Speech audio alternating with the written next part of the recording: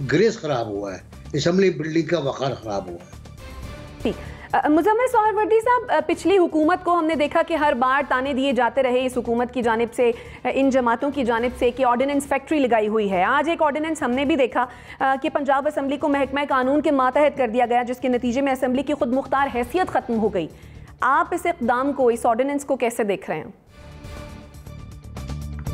लेकिन जमहूरियत के लिए तो खुशाइन नहीं है ये। पार्लिमान की बालादस्ती होनी चाहिए, और कौन कह सकता है कि एक जमहूरियत में पार्लिमान जो है वो महकमा कानून के मतहत होगी, ये इसकी कौन तायीद कर सकता है। अगर कोई जमहूरियत पर यकीन रखता है तो उसे पार्लिमान की बालादस्ती पर भी यकीन रखना है, और जब उसे पार्लिमान की बालादस्ती पर यकीन रखना है तो उसे आइन और कानून के एहतराम पर भी यकीन रखना है। ये सब कुछ एक दूसरे से जुड़ा हुआ है।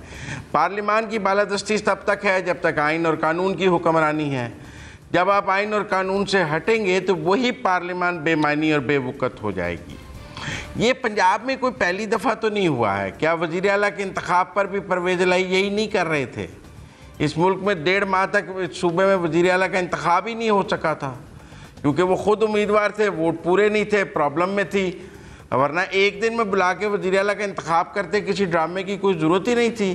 फिर लोटे चले, फिर डिप्टी स्पीकर को मारा, फिर अपनी हड्डी तोड़ाई, फिर वो हड्डी नहीं टूटी हुई निकली, ठीक निकला, बददुआएँ दी। उसके बाद हलफ पे हमने देखा, वो एक उमर सरफराज साहब थे गवर्नर, वो कहते थे मैंने वज़ीर आला से हलफ ही नहीं लेना, मैं तो ताहयात गवर्नर हूँ, जब तक सदर आरफ अलफी सदर होंगे मैं गवर्नर हूँगा। सदर का अख्तियार है गवर्नर को हटाना, ना वज़ीर आज़म। फिर हमने कहाँ देखा उन्हें? जो आइन में लिखा था 25 दिन बाद सदर की हैसियत ख़त्म हो जाती है और वज़ीर आज़म की एडवाइस जो है वो बाइंडिंग हो जाती है सदर के ऊपर, सदर की स्टैंप ज़रूरी नहीं रहती। कैबिनेट ने उसको नोटिफाई कर दिया नए गवर्नर को, बलीगुर रहमान साहब को। पहले उमर सरफराज साहब को डी नोटिफाई किया, वो हाई कोर्ट गए, क्या मिला उन्हें? अदालतों ने भी आइन और कानून के तहत फैसले करने हैं, कोई नज़रिया ज़रूरत और नज़रिया अखलाकियात पर नहीं करने। अगर गवर्नर ने इजलास प्रवोक कर दिया, एडजर्न का ख़त्म कर दिया है, तो परवेज़ इलाही साहब इजलास नहीं बुला सकते। इजलास बुलाने का अख्तियार स्पीकर के पास नहीं है, गवर्नर के पास है। उन्हें ये बात समझनी चाहिए। अगर वो गवर्नर की बात नहीं मानेंगे और कहेंगे कि मैं अपना इजलास कर लूँगा, तो फिर रद्द अमल में यही होगा कि वो कहेंगे असम्बली महकमा कानून के मतहत ले आएंगे। ताली दोनों हाथों से बज रही है। किसी एक फरीक को गुनाहगार और किसी एक को बेगुनाह नहीं करार दिया जा सकता। कोई अमल कर रहा है, कोई रद्द अमल कर रहा है। किसी के अमल के नतीजे में जो रद्द अमल है, हम उस रद्द अमल को जायज़ के होने पर बात कर रहे हैं, हम अमल पर बात नहीं कर रहे हैं, हम सिर्फ रद्द अमल पर बात कर रहे हैं। आप रद्द अमल के जायज़ और नाजायज़ पर बात जब करेंगे जब अमल जायज़ और नाजायज़ डिक्लेयर हो जाएगा। किसी नाजायज़ अमल का रद्द अमल जायज़ कैसे हो सकता है?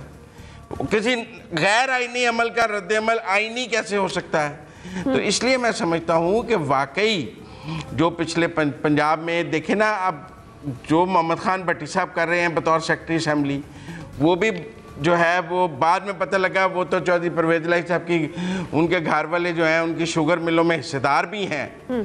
तो इसलिए ये जो सवालात हैं ये बहुत इम्पोर्टेंट। अब किसका इजलास कानूनी है?